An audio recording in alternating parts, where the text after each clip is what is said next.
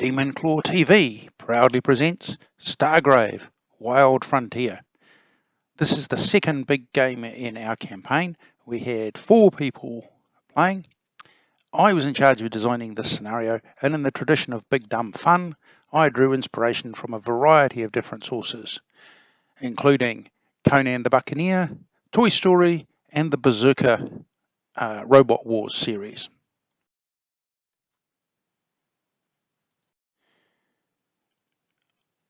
I won't make you suffer through me reading all of the initial messages and background briefing,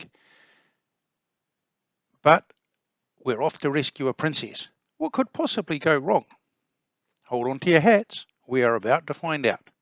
The short answer is just about everything. And I hope everybody's packed their long johns because we're off to a snow planet.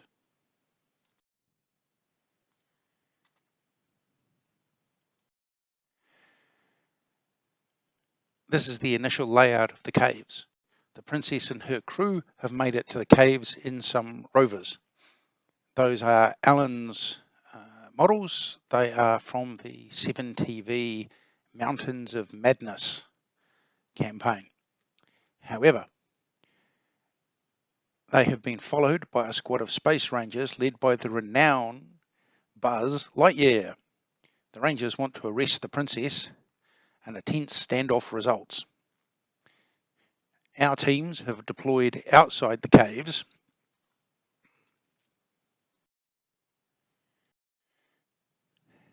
Here is my team advancing towards the caves. The red crystal spires are locations of clue markers. Holiday, my team's medic, is leading the way.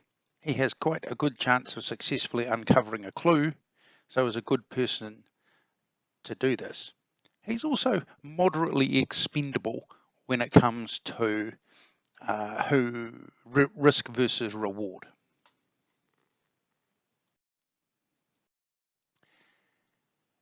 Here is Richard's team advancing towards their own clue marker.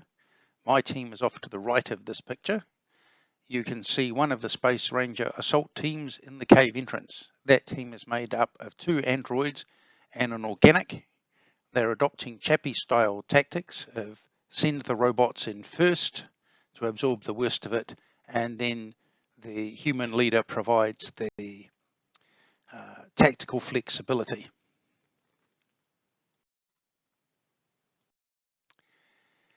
The 2 players that scored the lowest on the initiative rolls get to place a blip anywhere on the edge of the table, not within 6 inches of another model or within line of sight.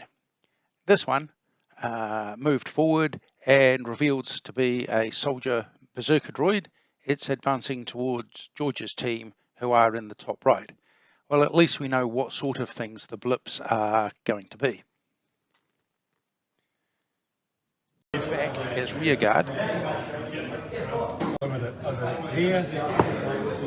Oh yeah, can I have this bit fire smoke on that, John? Yep.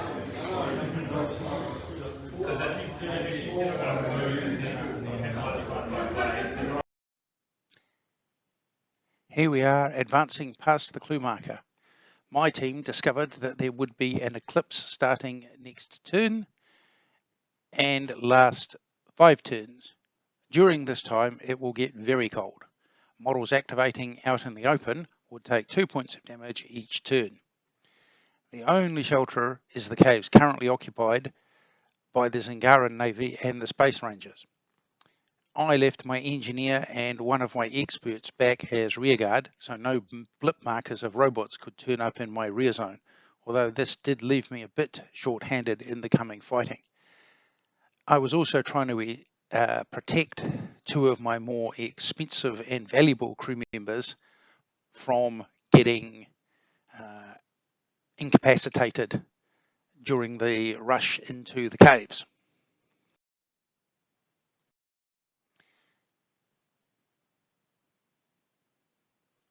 Everybody in my team is making a dash for the nearest cave entrance to minimize the damage from the cold.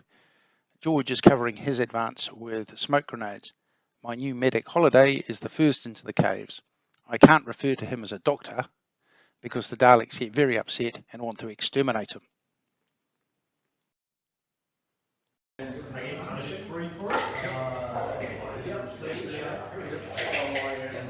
Here is what happens when you don't leave much of a rear guard. A gunner bot has advanced behind George's team and is about to try some extermination of its own. To be fair, George's crew managed to deal with it in fairly short order, and overall George managed to rack up a fairly impressive set of kills of the robots. There's Alan's crew mounting their assault on the caves. There's the fight with the police and the navy. That's George's crew, and there's mine, and there's Richard. Richard was good and managed to uncover snowshoes with his crew.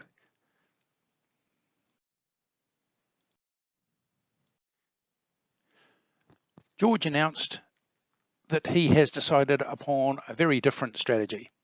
He openly states that his team are not going into the caves, and he's only going after the 2 objectives and treasures closest to his deployment point.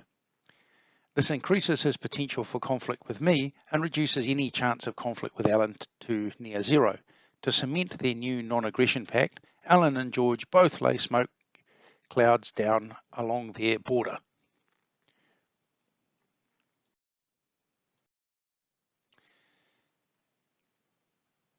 Oh yes, everybody from my team is making their dash into the caves. George is covering his advance with smoke grenades. We've now run out of smoke grenade templates, so we're now using dice to indicate the location of the center of smoke clouds. I did manage to find a gap between the smoke clouds, and my gunner managed to zap one of George's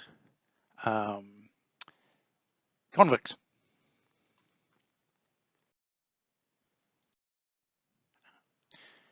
George's team are closing in on 2 treasures and 2 clue markers. He's laying down a wall of smoke to conceal his activities.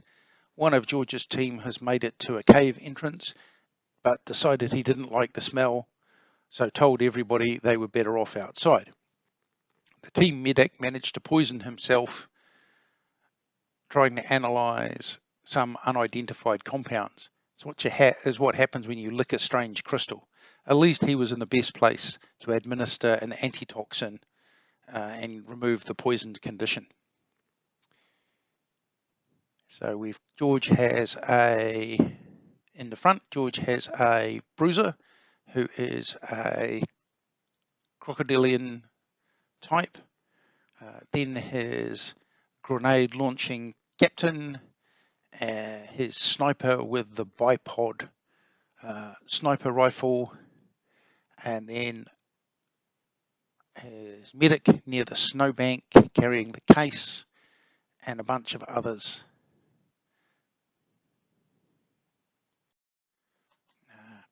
Alan's team are advancing across the snowdrifts, preparing their assault teams to enter the caves. Having been offered a peace treaty with George, he's free to concentrate his forces on an assault into the caves. People were trying to use blips to slow Alan down, but they kept turning up as sensor ghosts, not anything useful.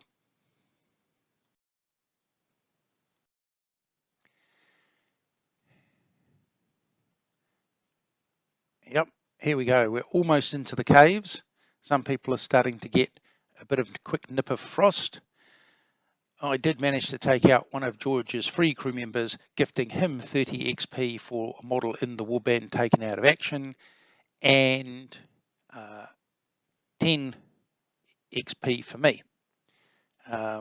George is turning the battlefield into a real London pea super fog with all the smoke grenades. Hopefully not too many people will take too much damage before we get safely into the caves.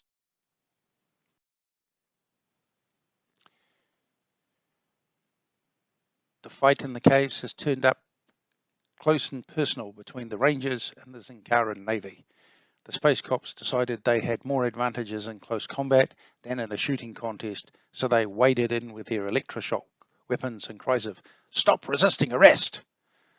Holiday and one of my hybrid experts have now made it into the caves and are thanking whatever deities they believe in that they're not out in the cold getting frostbite.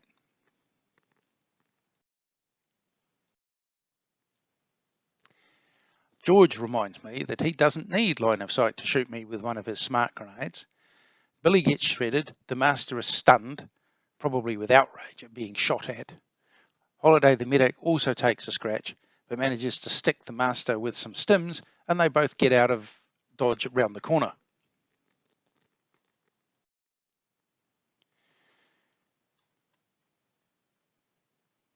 The Dalek uses its temporal shift ability to move deeper into the cave complex.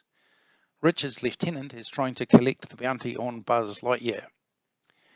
Some criminals have put out a bounty on a law official's head. Not an unknown thing to happen. Buzz has managed to land an effective strike on what everybody thought was the Zingaran princess. Turns out the Space Rangers knew what they were doing all along, and it was actually the alien tentacle monster, Pondo Pondo. Oops.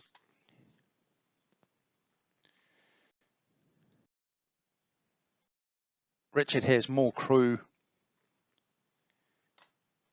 in the caves than others because he got the snowshoes ability from the clue card, and thus his models were not slowed down by moving over the difficult terrain.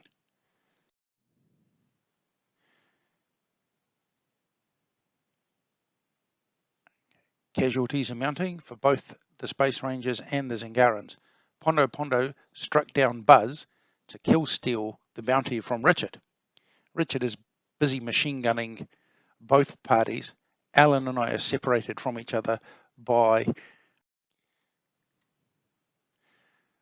Pondo Pondo makes a break for it, pursued by Richard's lieutenant. Pondo won the first exchange, but was then taken out by the angry biomorph.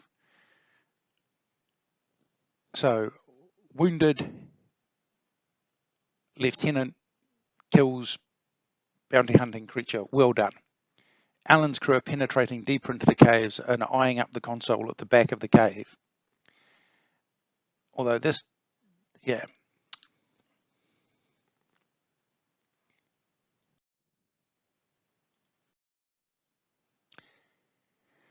Pondo Pondo makes a break for it, pursued by Richard's lieutenant.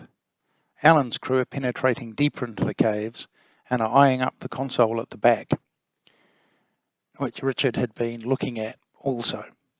Pondo won the first exchange, but was then taken out by the angry biomorph, although this did leave the wounded biomorph right in front of Alan's crew. This was too tempting a target for Alan to resist, and the brave fighter is ruthlessly gunned down. This did, however, give Richard the bounty on Pondo Pondo, so that's 300 credits all to the good.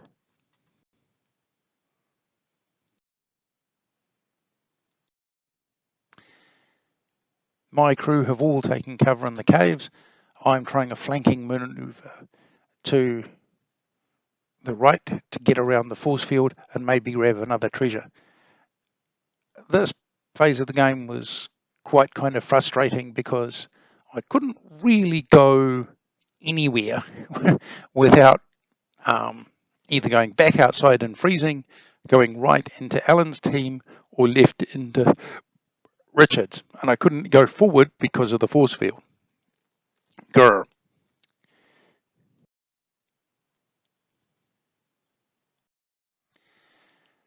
George's team are undergoing a hard winter march across the frozen tundra while the eclipse is going on.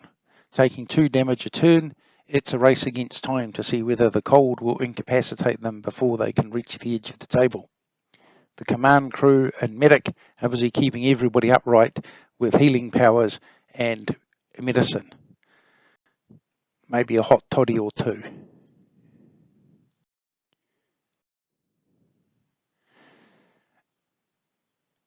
I'm establishing a perimeter around the 1 loot token I have opened. I don't really want to go and pick it up and thus expose myself to another grenade, so I'm not moving somebody over there just yet.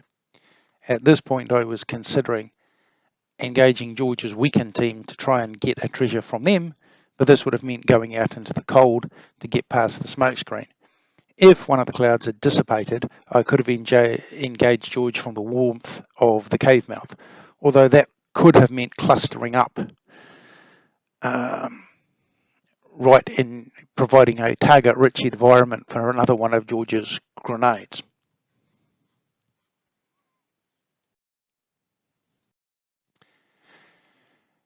After trying a flanking move to the right, I get there just in time to see Alan dart forward and pick up the loot and then lock down the area with overlapping fields of fire. This makes it far less desirable, so I pull back.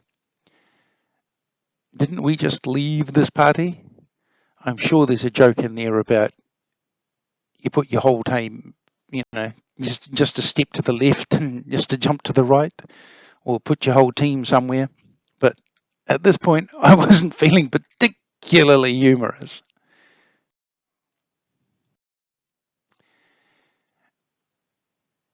I decide on trying to get the data loot on the left. Richard is not overjoyed about my decision and lays down a force field to protect his team while they evacuate from the caves. Before they manage to get out of line of sight, one of my Dalek hybrids popped round the corner and blasted one of Richard's crew into instant fatality with a critical hit. Some berserker bots are guarding this loot token now and are engaging fire with Richard's team. At the moment, I'm still out of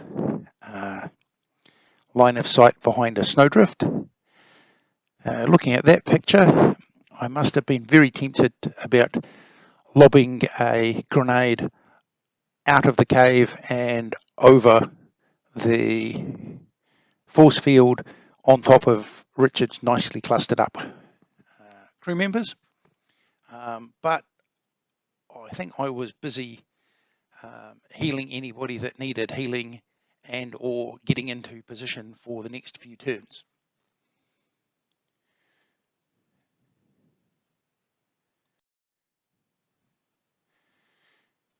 Alan's crew are leaving the caves, having grabbed the 3rd treasure off Richard.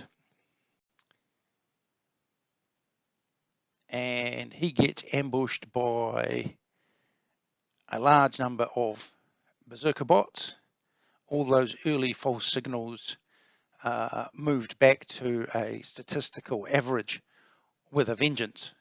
There's a gunner bot, 2 machine gunner bots, and 4 soldier bots closing in.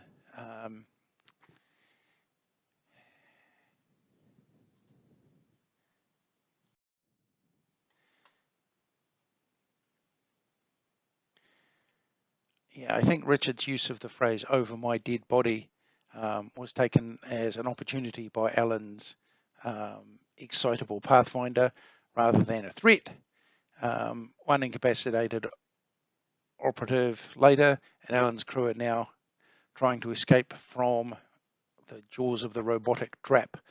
The berserker bots are also taking cold damage from the eclipse, and good use of frag grenades is causing some chip damage, softening them up for the next phase of the conflict. George's crew are getting close to the end, and now the eclipse is over they can stagger to the exit without taking any more cold damage. Several crew are down to their last wounds. A bunch of people are on 2, and another few people are on 4. Only the bruiser, who's carrying a data loot token, and the captain and first mate are above what would typically be injured status. However, George's medic has been extremely busy running around sticking people with medication to allow them to ignore the effects of the wounded status, so they're not slowed down and will still have a second action.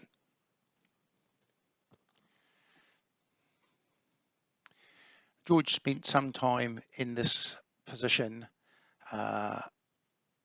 farming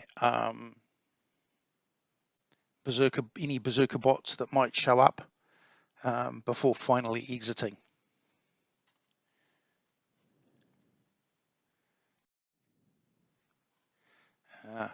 Richard has completely blocked off the entrance with force fields to try and totally hem me in, although his last one took so much effort his captain is completely exhausted.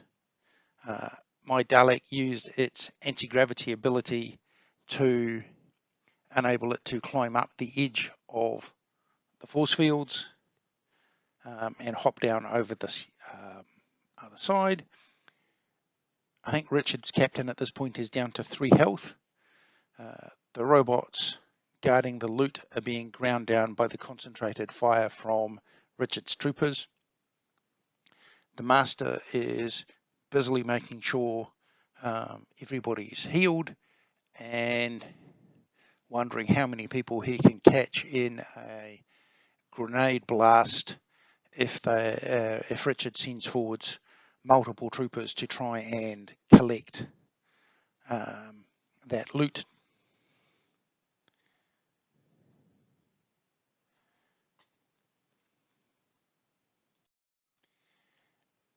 A gunner bot arrives to inconvenience George's team, but can't survive for long against that massed firepower. George's team are making their escape back to the warmth of their spaceships in its well-equipped kitchen.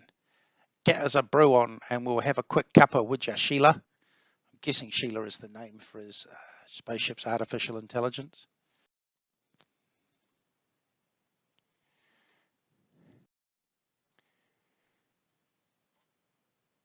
The Dalek skims over the snow and takes position in a crevasse and blasts one of Richard's crew with its weapon. The return fire from Richard's soldiers takes it down to 1 wound. The rest of the crew have managed to bring down the force field, so they will be able to add their firepower to the engagement. The master then heals the Dalek, which shoots another of Richard's troopers and moves back behind the force field. I can do this because I get to activate most of my models in the captain and lieutenant phase, whereas Richard only has soldiers in that area, so can only activate during the soldier phase. Both sides lay down a barrage of fire at the last of the berserker bots.